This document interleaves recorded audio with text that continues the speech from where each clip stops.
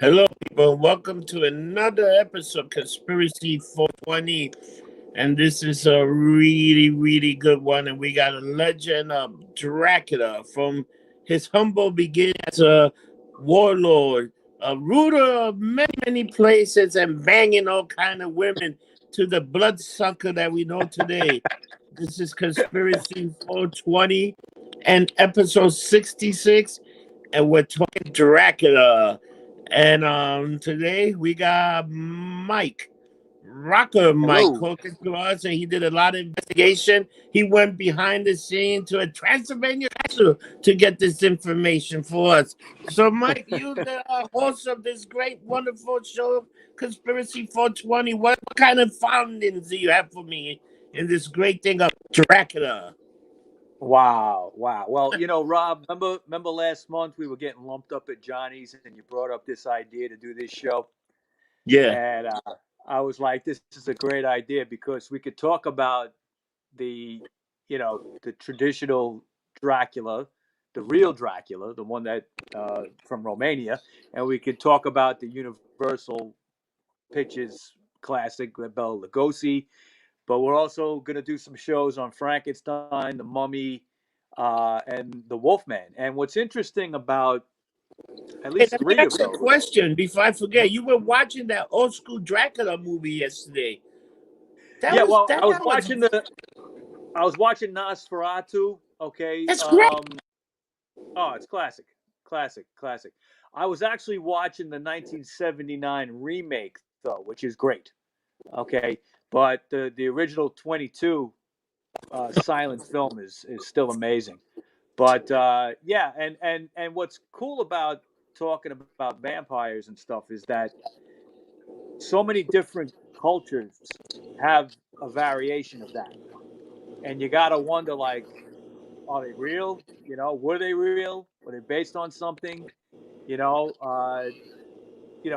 going back to ancient Egypt and ancient Babylon and ancient Persia, they actually had vampire-like creatures. It had a form of a vampire. You're right. Yeah, not exactly like we know today, but something similar. So, like all these things, they have to come from some kind of truth, Yeah. But we'll never know, But Mike, anyway, I gotta tell you, you know how I got the idea? I was watching the Three Stooges. I mean, the Abbott and Costello and me, like Dracula, and everybody else came. It was great. Yeah, Abbott and Costello meet Frankenstein. That's a great one. Right. It was great. I was like, and there was Dracula, it was the Wolfman, it was every single monster, the Mummy. It was fantastic. Yep, they're all in there. All right, so what you got for me, Mr. Mike? Okay, we got a big show here, man. Okay, now Dracula is an 1897 novel written by the Irish author Bram Stoker. Okay. Yeah. Now it's a story about Count Dracula, who's a vampire lord from Transylvania, which is a province of Romania, and his attempt to relocate to England in search of new blood and victims. He wishes to spread his undead curse, and he is soon discovered by a small group of people led by Professor Abraham Van Helsing. Okay. Van Helsing. Now, yes, another iconic character right there. The book is described as an epistolary novel. Do you know what that means? No, what does that mean? Okay, if you read Dracula, if you've ever read it, it's a novel told by a series of letters, diaries, newspaper articles, and they even used a ship's log for a little while to tell the story. Okay? Wow. That's what's called an epistolary novel in that format. Now, it's told between the 3rd of May and the 6th of November in that year. And the locations are basically England and Transylvania. Okay. Now, between 1879 and 1898, Bram Stoker was a business manager for the Lyceum Theatre in London. Now, he would often supplement his income by writing these like sensational adventure kind of novels. Writing these types of novels and combining it with adventure stories was a very popular theme at the time. You had authors like Rudyard Kipling, Robert Louis Stevenson, who wrote Treasure Island. Oh, that was Sir Arthur Conan Doyle, who did Sherlock Holmes. Yep. H.G. Wells, who was amazing. They were all contemporaries of Stoker. They were all around the same time. Now, Stoker spent 7 years researching for Dracula. He actually spent 7 years researching it. But he studied European folklore and stories about vampires in Eastern Europe. He was very influenced by Emily Gerard's 1885 essay, which was called Transylvanian Superstitions. And that had a lot of vampire stories in it. Okay. Now, interestingly, he had researched the subject matter for the novel for 7 years, but it was really a nightmare that he had that got his ass in gear, basically, and said, this is going to make me write the book. He said one night he ate too many crabs. Okay, too much crab meat one night, and he dreamed of this like vampire king rising from the grave. And when he woke up, that was the day he started really writing the book. Okay, and in addition, was it too much crab or too much acid? There was no acid then. Okay, we don't know that.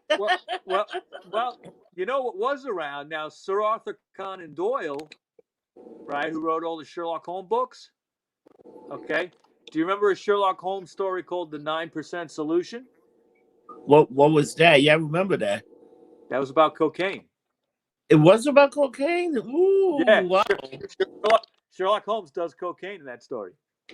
You know what I always thought also? Weren't those guys kicking mushrooms around? Like nothing? There might not be, but there was mushrooms. This guy probably took maybe. They might have had mushrooms. All right, so he had a dream and boom. Yeah. So then he started writing the book. Now, in addition to all of the subject matter about vampires he researched, Stoker's main influence for Count Dracula's mannerisms and gentlemanly manner was a guy that he knew from the Lyceum Theater named Sir Henry Irving. And Irving he was an actor. He had this dramatic presence, and he usually played bad guys on stage, usually played villains. So Stoker kind of patterned Dracula after him. This kind of like, gentlemanly, but with like an evil twist. Okay. So, however, we know now that his main influence for Dracula at the time was Vlad III Dracula of Wallachia, which is an area that was near Transylvania. He was also known by the name of Vlad Țepeș, but mostly we all know him as Vlad the Impaler. The Impaler. And he reigned in the area of Wallachia between 1456 and 1462 and was said to have killed 40 to 100,000 people, mostly by impaling. Okay. His victims included political rivals, criminals, and people he just didn't think deserved to live. He was ruthless. He was ruthless. He was ruthless, and the legends of this guy has just grown over the centuries. I mean, even in Romania today, he's still considered a national hero. But we'll get into that. Vlad II, okay, which was Vlad the Impaler's father, took the name Dracula because it meant dragon.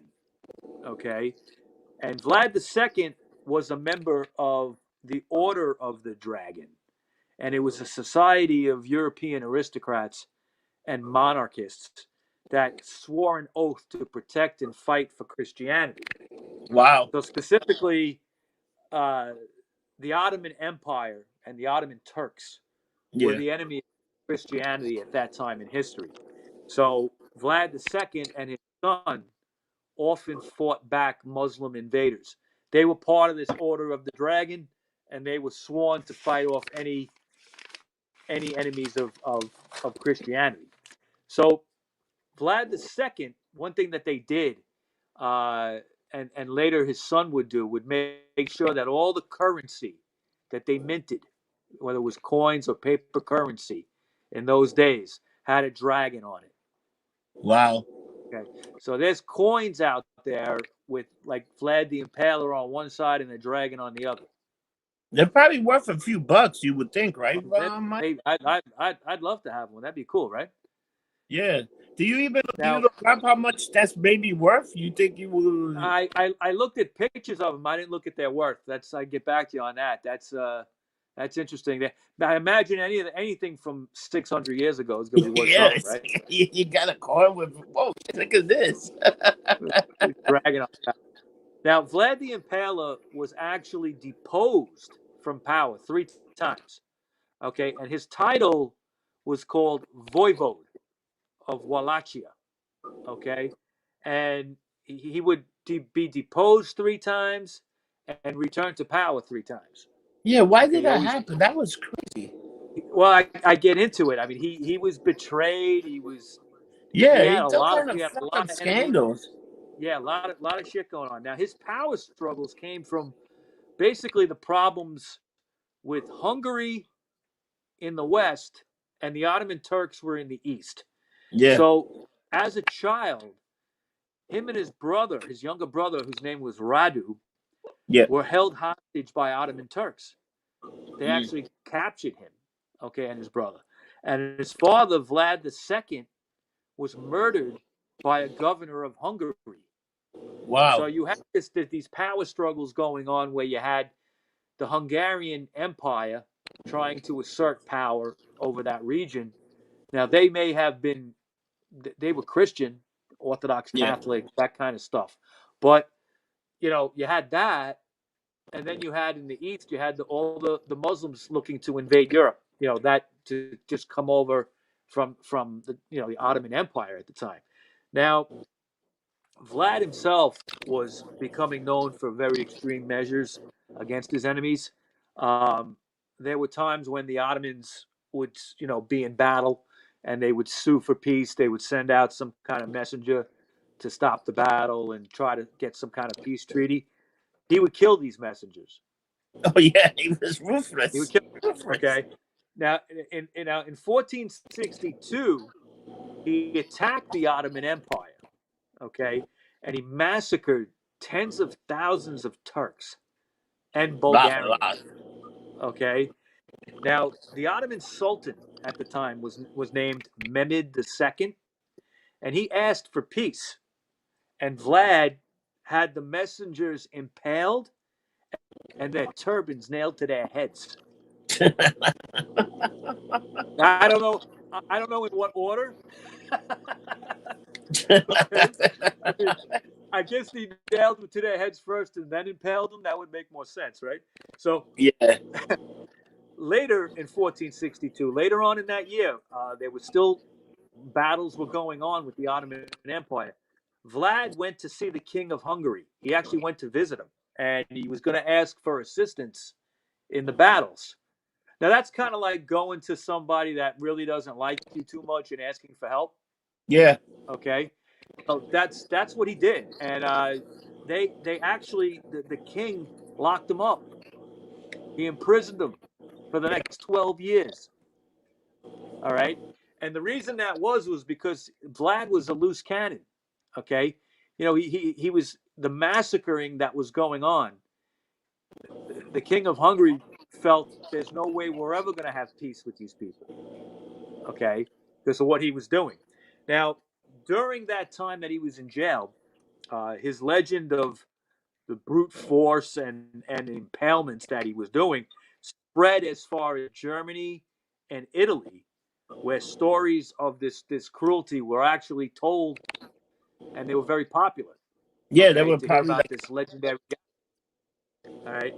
In 1475, though, he was released to fight in the King of Hungary's army.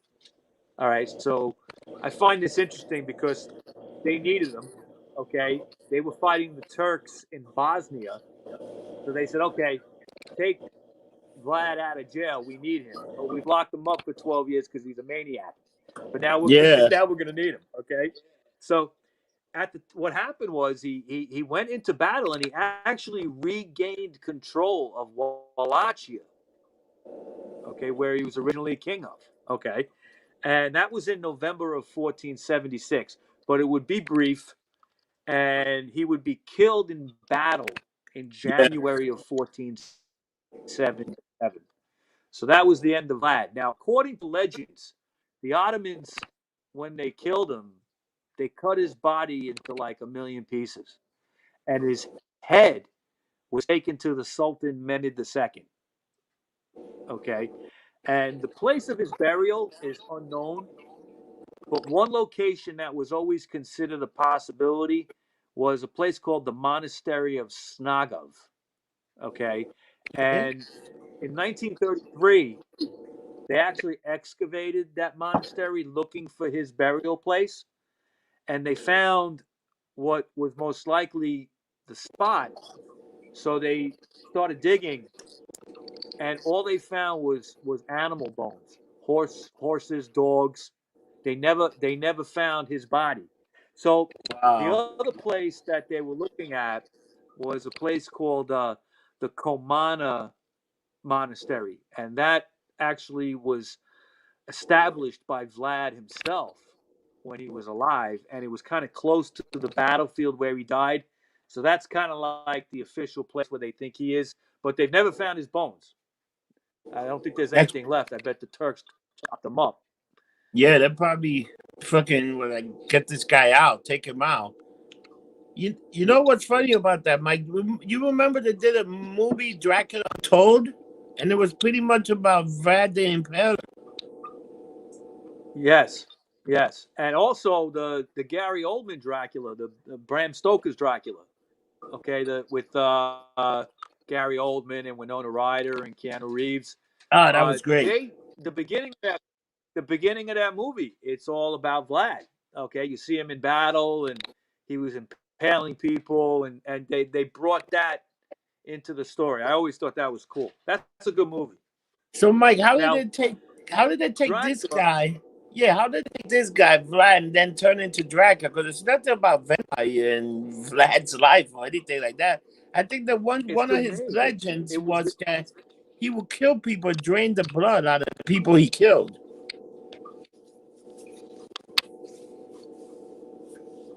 Well, no, I think what he would do is have people on his castle grounds. I mean, he was known to take his dinner outside on a balcony, and in the distance were these gigantic pikes with people just stuck on them. And he would eat dinner, drink wine, and sit there among that. Sick bastard, right? Sick bastard. And people worried about Trump. Imagine that guy. Oh my God. That guy was terrible. That guy sounds terrifying. Yeah. I mean, he basically was like, he decided if you lived or died, and if you died, it was a horrible death. You know. But now Dracula has been adapted to the yeah. Now Dracula's been adapted for the stage and for films many, many times over the last 125 years. But the first stage adaptation was actually written by Bram Stoker himself, okay, at the Lyceum Theater. It came out like a few months before the novel did. Okay, so actually you had this stage edition, and then the novel came out, which I never knew. I thought that was interesting. It was on stage first? Film. Stage, yes. Oh, yes. Wow. And it has been on stage over the years. Every once in a while it'll come back. The first film to feature Dracula was called Dracula's Death, and it was produced in Hungary in 1921. The film is lost now. There's no copies of it left. Okay, but technically, the plot was different. It was more of an original story than based on the Stoker novel. So kind of like, it mentions Dracula and he's a character. It's not. Yeah. It's not based on the book, so it's a little different. But the very first film adaptation that we know of was by F.W. Murnau's film company called, what were they called? Prana Films in Germany put it out. Okay, and that's Nosferatu. F.W. Murnau was the director, and this came out in 1922, and it was really the first film to be based on the novel. All right. Now, it was done illegally. It was unauthorized, and the reason that was because they couldn't get permission from Bram Stoker's widow. He had passed on by that point. Okay. And what they did is, instead of just giving up on the project, they said, okay, we're going to change some things around to try to get away with it.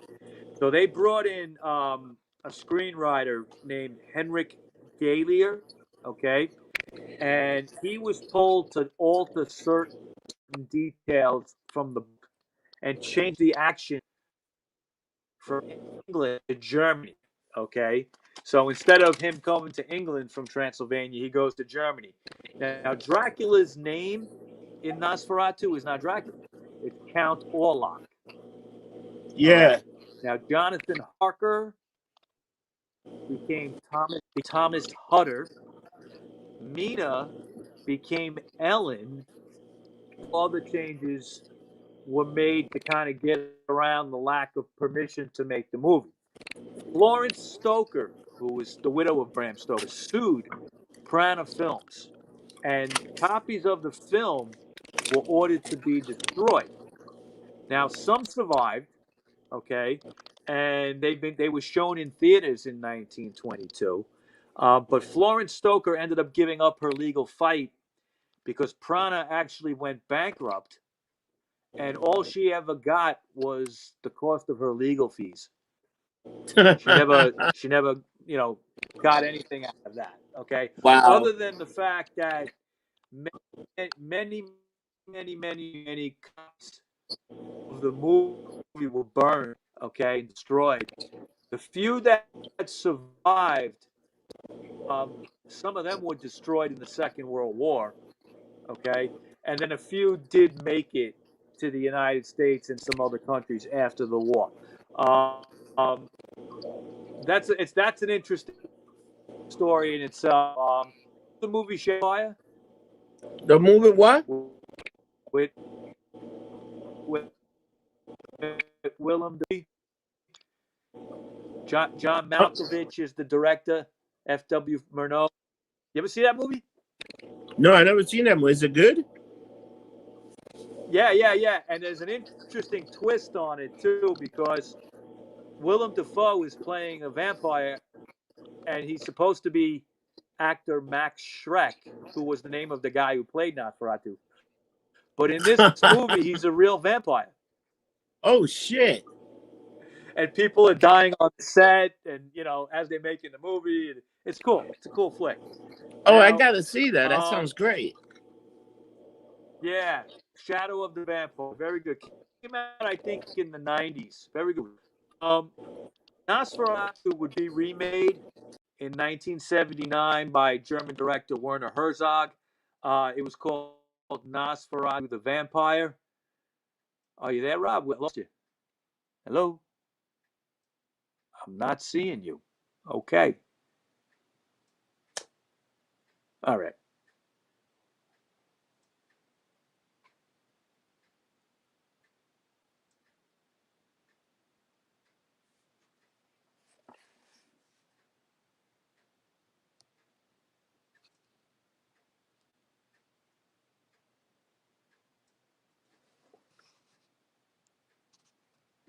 Okay, guess we lost Rob.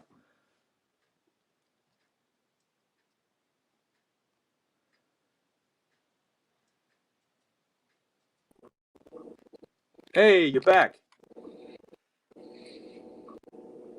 Sorry, Mike. That's all right. I got kicked out because my do not disturb kept kicking me out. Oh, okay, okay. We're So still the do live, not though, disturb right? is off. Okay, back in, right? Yeah, I'm back in, so you can keep going. I can edit this out. Okay, okay. Now, Nosferatu would be remade in 1979 by Herzog, who's a German director. It was called Nosferatu the Vampire. And a lot of the past changes, like from the first movie, that Yeah. they changed, they put back the story of Dracula. In other words, Count Orlok is now Dracula, Count Dracula. Some of the character names are back the way they were. They did story in Germany, which is very interesting. It's a different setting, and they use these like old houses and stuff. It's very cool.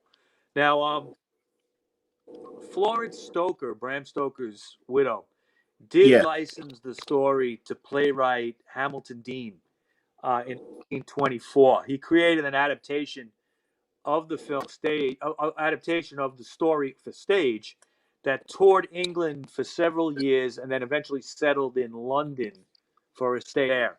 Now, in Wow. 1927, American stage producer Horace Liverite hired writer John L. Balderston to revise Dean's script, and he expanded the role of Renfield, okay, in the play.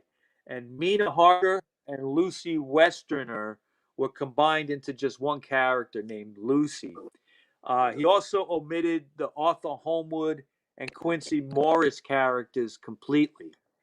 And when this play premiered in New York City, it was Bela Lugosi who played the Count, He was great. and Edward Van Sloan, right? Edward Van Sloan was Van Helsing. Now, both of these actors would reprise their roles for the famous 1931 Universal Pictures classic Dracula. Okay, and this filmation was based mostly after the American stage version, and it would become kind of the standard for later films for many decades after. So if you look at some of the versions of Dracula, they don't have all the characters, or they combine characters. And I think they did that because in the book there's a lot of characters. Okay, the book Hundreds is of great. It's a characters. great read. I recommend it to everybody. Okay, you should read that book. You should read that book once in your life. Well, you have Dr. Seward, who runs the insane asylum. Okay, you have Arthur Holmwood, who's there's this woman Lucy Westerner, Westenra. That's how you pronounce it. Uh, she's kind of like this girl that all these guys are after. She has all these suitors that want to take her out and get engaged to her, and Arthur Holmwood is one of these guys. Now Quincy, what's the guy's name? Quincy. Oh God, I forget. Okay, whatever. Guy's name is I want to say Quincy Jones, but it's not Quincy Jones. It's Quincy Morris. Quincy Morris. Excuse me. Quincy Mars, all He's right. actually an American in the story. He's kind of like a cowboy almost. Like he's like from the South or the West or something like that. Remember the movie? The story takes place in the 1800s. So they Yeah. had like this one American character who's kind of like you know, after Lucy also. Now he's left out of all the adaptations except the 1992 Bram Stoker's Dracula, which I'll talk about in a second. But it's a Yeah. series of movies I can mention. In '58, Hammer Films released The Heart of Dracula, featuring Lee, Count Dracula, and Peter Cushing as Professor Wilson. Now, this was directed by Terence Fisher, and it was a smash hit and had a bunch of sequels following it through the 60s and into the early 70s. All these movies are great. I mean, I'm a huge Hammer Films fan. I like everything they did. I like the Frankenstein movie they did. I like the they God, they did so many films. different kind of monsters. They did one about Greek mythology, Medusa, stuff like that. Oh yeah, Medusa. Yeah. I love Peter Cushing. I love Christopher Lee. You've seen all those movies. Yeah, you've they're seen great all those stuff, things, right? I've seen all those. Yeah, those are great. Yeah, yeah. Now, do you remember in the 70s the one with Frank Langella? No, I don't remember that The one. one I that they remember called the Disco comedian Dracula? one. The what? I don't That remember was the that one that people jokingly called Disco Dracula. It was Frank Langella. Clay had come back. I know. You know actor Frank Langella, right? Yeah. Now, in the 70s, he was doing the stage version of it. It had come back to Broadway. So they remade a film version of it. It's a little bit different than the Draculas in the past. It's got the same stuff, but it's like he's got like the 70s feathered hair and a button down shirt. He's open like this, you know, like disco collar. Disco Dracula, baby. Yeah, yeah. I always like that one. It's an interesting one. It's one of the only times where the ending is different. He gets wiped out by sunlight. One. Yeah, does he mostly? In all of them, he got like a different ending. He never dies the same in all these different Dracula. Well, yeah, they sometimes they do it different, but in the usually it's the stake through the heart, Yeah, that kind of thing. But this one now in 1992, Bram Stoker's.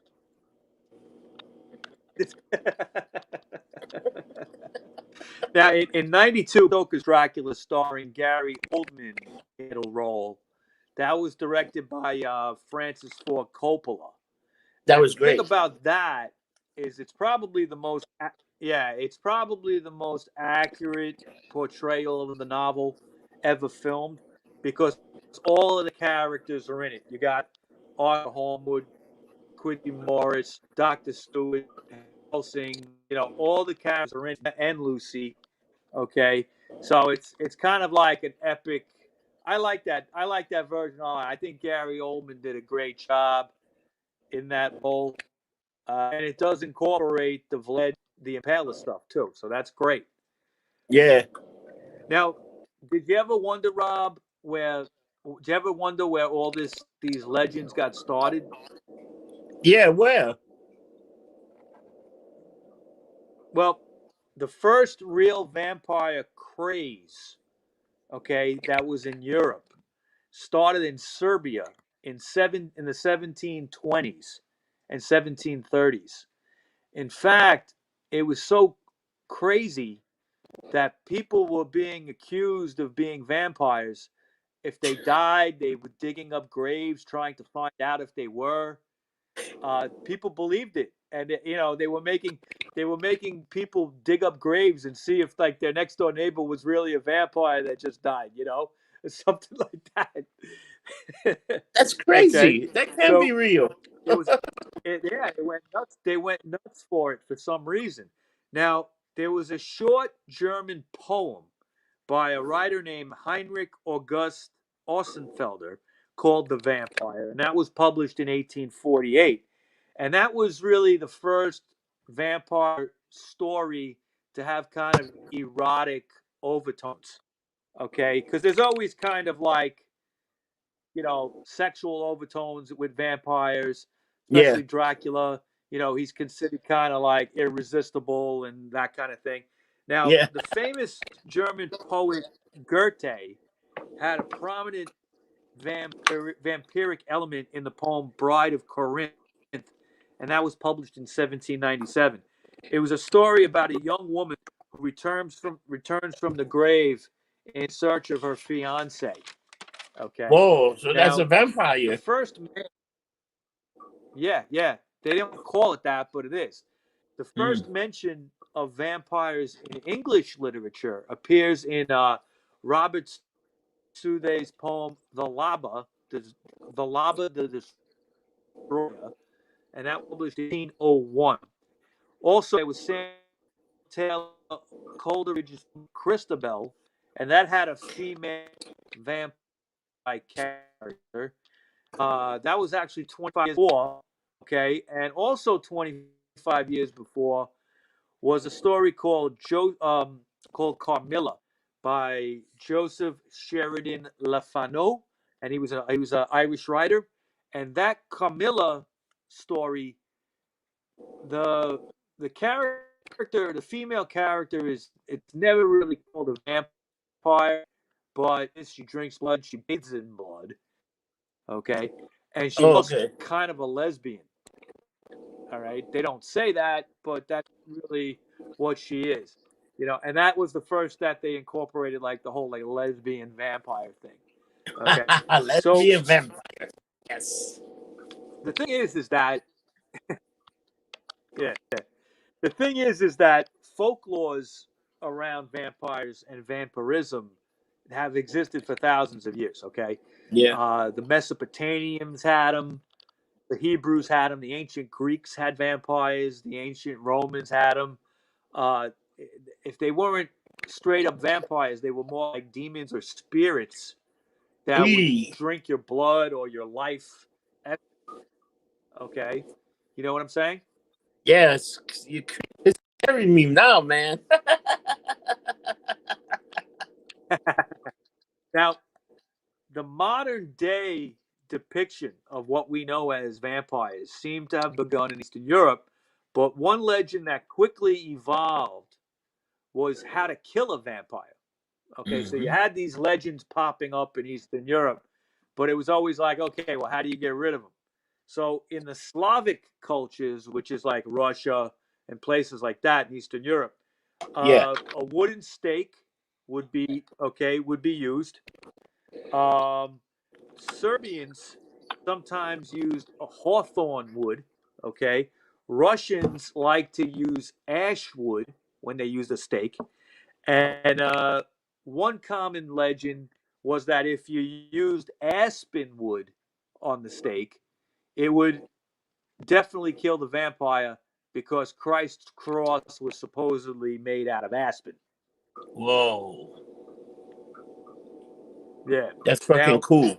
German when the legends came to Germany, they preferred to use decapitation to kill a vampire. Okay. And in Italy, people would drive a steel or iron stake through the heart, not wood. I heard of that. And in the Balkans, they would try to drown a vampire. And sometimes they could shoot one, that would work, okay? Or even sprinkling holy water on them.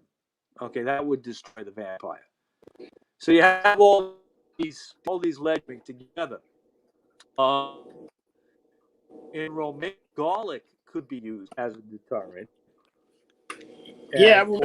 Or it would kill the vampire or make it break. Yeah.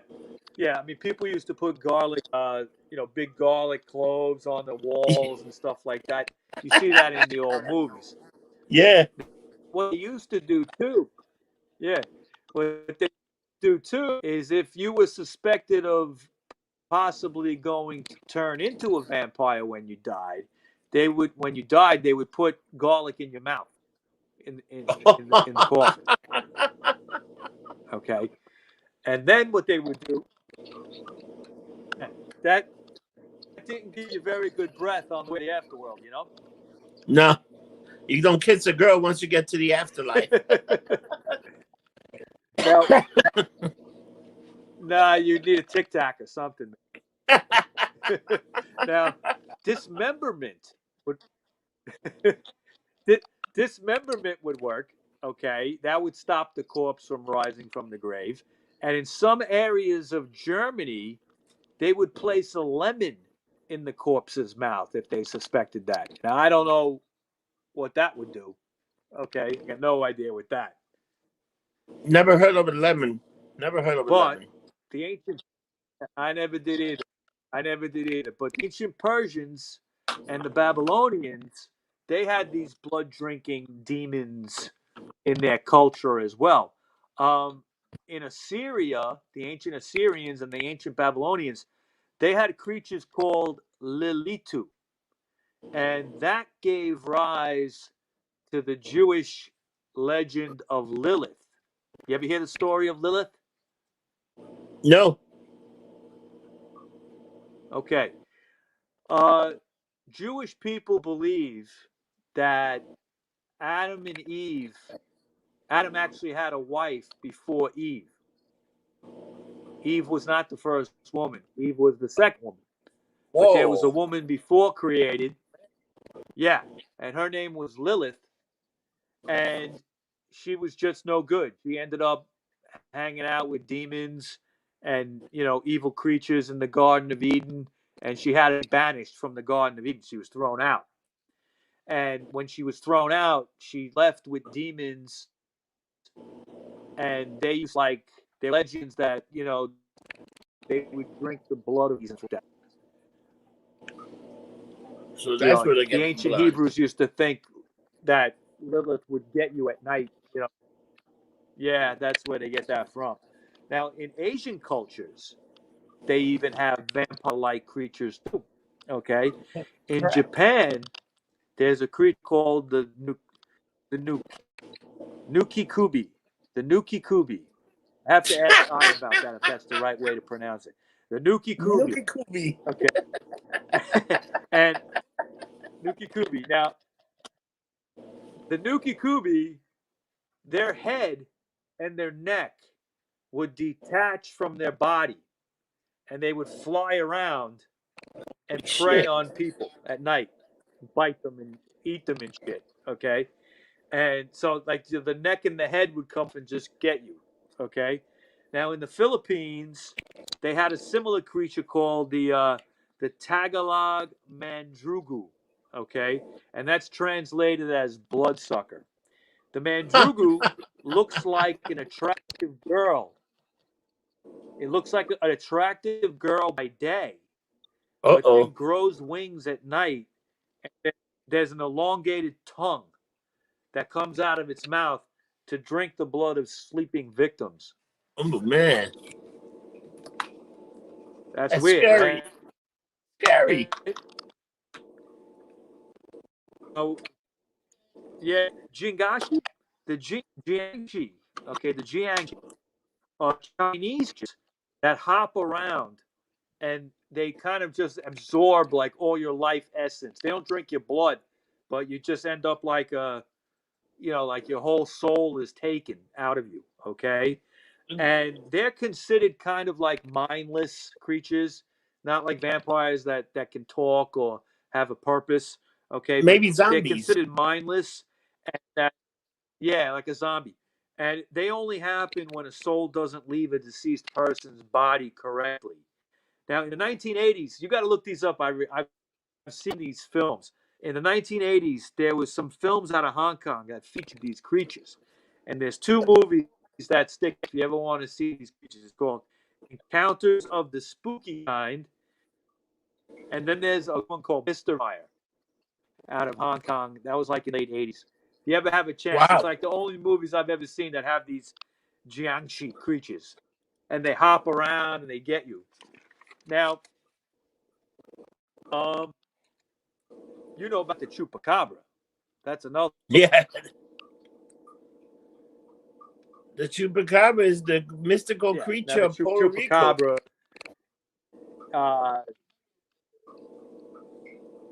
Yeah. And I'll tell you a funny story quick. I went to Puerto Rico one time, and I went on a walk in the rainforest, the Yucatan rainforest, I think it's called. And all I was asking, because supposedly in that rainforest, chupacabra lives, and all I was asking the tour guy was about the chupacabra, they eventually told me to shut up. That I wasn't allowed to ask any more about that. Stop asking about the chupacabra. I took a 2-hour bus ride from San Juan to ask this guy about the chupacabra. That's all I cared about. I just wanted to find out. I didn't care about the fucking rainforest, the little fucking coquille fucking frogs and shit. I didn't care about them. I wanted to know about the chupacabra.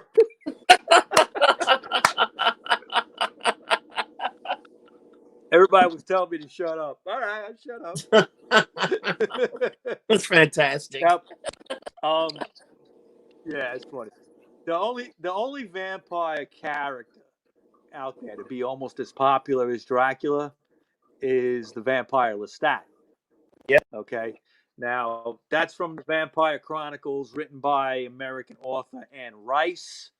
Okay. Now, beginning in 1976, she wrote Interview with the Vampire, and that introduced this very sympathetic character, Lestat. Okay, and that would go on for many years. The Vampire Lestat, the second book was written in 1985. And then Queen of the Damned, Tale of the Body Thief, Menok the Devil, The Vampire Armand, Merrick, Blood and Gold, Blackwood Farm, Wow. Blood Cantic, Prince Lestat, Atlantis, and Blood Communion. Okay, and written by Anne Rice. I haven't read after The Vampire Armand. I think that was the last one I read. I don't think I read Merrick and then anything after that. But I was into that for a while, especially when Interview first came out. Yeah, it was so good. Not when it first came out. That was in '76. I'd say maybe about 4 or 5 years when I discovered it as a kid. And I mean, that's a great first three. You know, Interview with the Vampire, Vampire Lestat, and Queen of the Damned.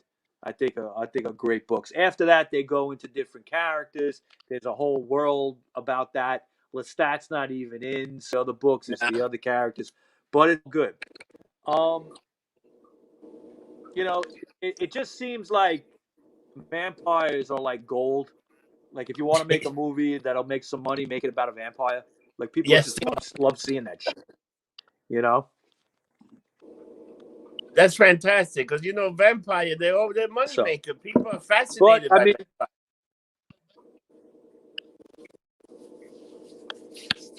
Yeah, but why is that though?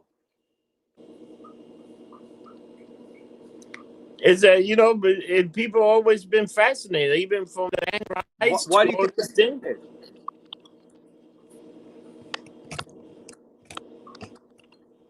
Yeah, but there's something about the vampire stories, I think, that kind of like get in people's heads. You know what I mean? Yeah, I think the there's mystical. just something about it. There's a sexual to it. There's just something about being able to live forever. Okay, and but it's also a curse. It's also a curse because you can't die, and that's one of the things that in the novel Dracula that's emphasized more than they ever really did in the films. And they only come out is Dracula's a sympathetic character. Huh? What's that? They only come out at night. Yeah, that's cool. I mean, nighttime is the scary time, right? Yeah. So, but all right, so that's all I got for you, Rob. Fantastic. My God, Mike, you went in deep into a cover with that one, man. You got some information that they really know. You brought up some movies that I haven't heard of, but man, that's a lot of information. This started from fucking the Impaler. It's incredible how much stuff you can get out. Yep. I mean, I wish they'd make a full movie about Vlad. They should just make a whole biopic. Ooh, that'd be good. That'd be very good. That'd be very, very good. I think so, Mike. What can we get you? If we want to get you for information. Okay, you can find me on Facebook under Michael Baker. You can find me on Instagram, RockerMike212. I'm also on MeWe under RockerMike, and I'm also on CloutHub under RockerMike. And of course, there's the Rock Show podcast group page that we run on Facebook, and also on MeWe under RockerMike. If you look up the Conspiracy 420 group page, there's a whole group page there with pretty much all the episodes on there. If you want to check out all the episodes of the Rock Show, Conspiracy Show. Not bad, not bad. And if you want to find me, you can find me on Twitter or anything getting lumped up. Instagram, Facebook, the website. And again, like always, people, thank you for your support. And we got more of this genre coming, more episodes coming of the monster genre. We got Frankenstein. We got Wolfman. We got more and more monster coming out. So you guys are going to enjoy the story because we, a few years ago, we did one on the Bibles and we did all the different chapters of the Bibles. Yes, that was good. And don't forget the Mummy. We're doing some on mummies. Oh, the Mummy one's going to be good. And since we're doing Mummy, throw the Giants to end the whole thing.